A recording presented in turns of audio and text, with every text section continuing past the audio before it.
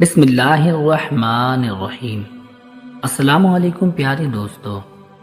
احمد اور سائرہ کے والد کسی سیٹ کے یہاں ڈرائیور تھے۔ انہوں نے سیٹ صاحب سے 3 لاکھ روپے قرض مانگا تھا تاکہ وہ سائرہ کی شادی کر سکیں۔ سیٹ صاحب نے احمد کے والد کو 3 لاکھ روپے دے دیے جو ہر مہینے اپنی تنخواہ سے کٹواتے تھے۔ 6 مہینے بعد اچانک احمد کے والد کو دل کا دورہ پڑا اور وہ وفات پا گئے۔ والد کے انتقال کے بعد ان کا قرض چکانے کے لیے اسے والد کی جگہ کام کرنا تھا۔ احمد گاڑی چلانا نہیں جانتا تھا، اس لیے اسے سیٹ کے گھر کے سارے کام کرنا تھے۔ قرض کی رقم بڑی تھی۔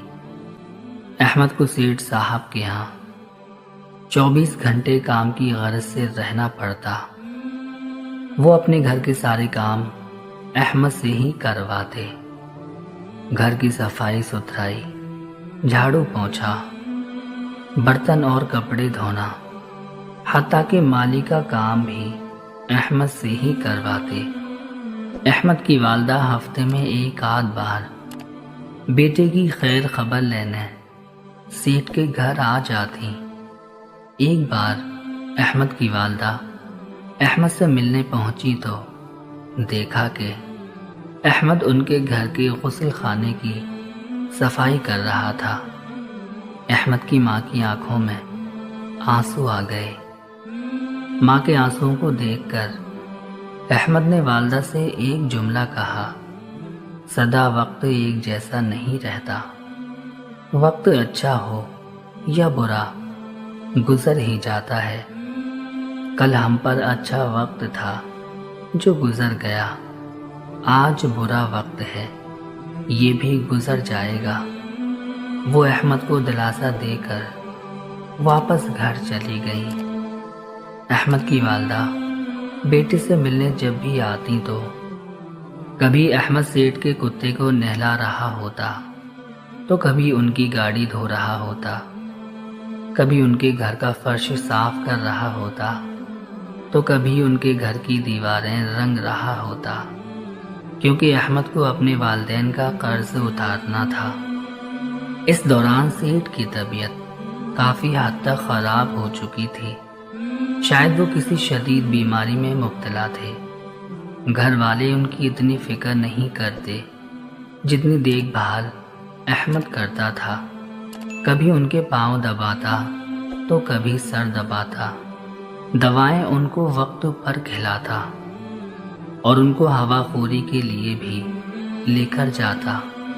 لیکن سیٹ صاحب کی حالت روز بروز بگڑتی گئی۔ سیٹ صاحب نے ایک وصیت تیار کروائی جس کے مطابق احمد کے گھر کا قرضہ معاف کر دیا گیا، لکھا گیا، اور جائیداد میں سے 1 مکان اور 1 دکان احمد کے نام ہوگی۔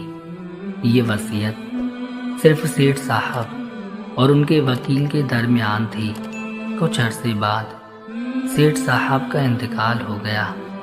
سیٹ صاحب کا ایک بنگلہ جو کسی نئی آبادی میں تھا اب وصیت کے مطابق احمد کے نام تھا، اور ایک بڑی دکان بھی احمد کے نام تھی۔